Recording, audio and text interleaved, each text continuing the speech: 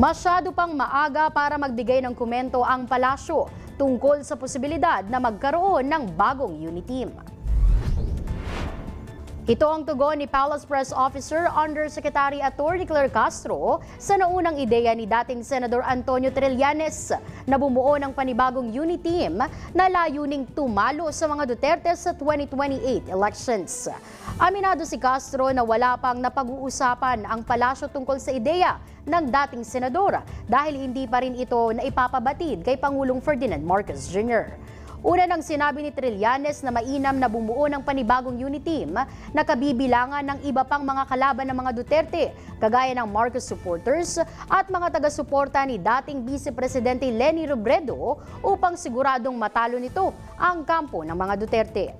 Ayon naman kay Senator Risa Ontiveros, pag-aaralan munang mabuti ng kanilang grupo bago sumapi sa anumang alyansa.